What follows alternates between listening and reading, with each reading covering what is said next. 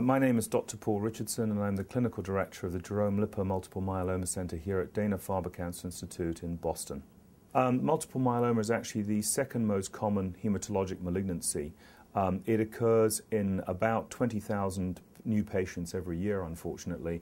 It has a prevalence at any one time of about 60 to 80,000. Thus, it's a very important cancer, actually, although it's relatively uncommon, it's fair to say. Sadly, despite recent advances in treatment, we still lose about 11,000 patients a year to it, so it's responsible for about 2% of all cancer deaths. It's an incurable cancer, therefore, but it's a disease that the management paradigm around has changed dramatically in the last 10 years. In terms of patients affected, it does affect African Americans to a higher degree than the Caucasians, and there do appear to be other populations who are vulnerable.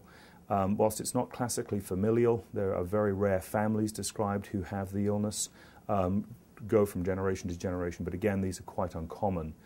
Environmental exposures are important. For example, herbicides and certain other chemicals are implicated in its pathogenesis, as is possibly radiation, although the data around that is somewhat controversial. Multiple myeloma is classically treated now whether the patient is older or younger by an induction strategy, and usually this involves a number of drugs. In younger patients, typically 3 drug regimens are now, or even 4 drug regimens are used.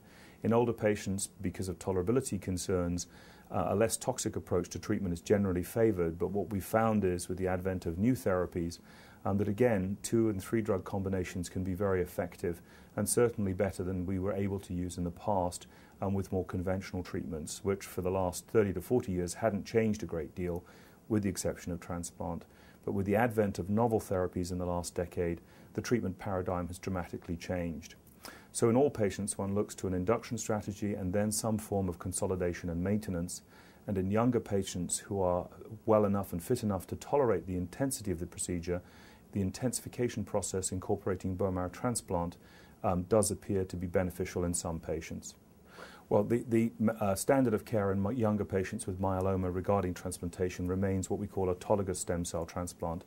And that means the removal, the collection of peripheral blood progenitor cells that are then stored, and then the administration of high-dose chemotherapy, classically high-dose melphalan, which many years ago was shown to be the best alkylator in this setting, from very innovative work actually from one of the lead investigators in the myeloma field at the time, Dr. Tim McElwain. He was the first to demonstrate at the Marsden Hospital in London that this was an approach that could overdrive resistance in patients with myeloma. In any event, that procedure itself requires rescue with autologous stem cells. And over the last 20 to 30 years, this procedure has been remarkably refined by a number of investigators across the world and has now become a standard of care for younger patients. What is particularly interesting has been the impact of novel therapies on this modality. And some of us were of the view that perhaps novel therapies might actually replace transplant going forward.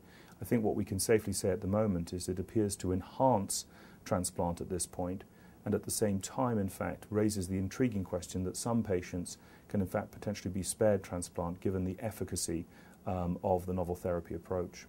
Right, well, the evolution of novel therapies in the induction treatment of myeloma has been one that has moved very quickly. And initially, when comparisons were made with high-dose dexamethasone between, for example, either bortezomib-based therapies or thalidomide-based therapies, it became very clear that, for example, the old paradigm in transplant-eligible patients, namely VAD chemotherapy, which is vincristine, adriamycin, and dexamethasone, the large component of that drives activity in that combination is in fact dexamethasone. It became very clear that in fact 2 drug combinations incorporating either thalidomide or bortezomib were clearly superior to the old standard, be it high-dose dexamethasone or VAD. Then the next logical step was to actually combine bortezomib and thalidomide and generate a 3-drug regimen. The reason for this was based on some important bench work that showed synergy between immunomodulatory drugs and proteasome inhibitors as well as glucocorticoids, and indeed also a large body of evidence emerging from clinical studies in advanced disease showing that the combinations of the 3 drugs could be effectively administered with reasonable tolerability and could in fact be very active. So it was very logical to then bring that forward into the upfront setting.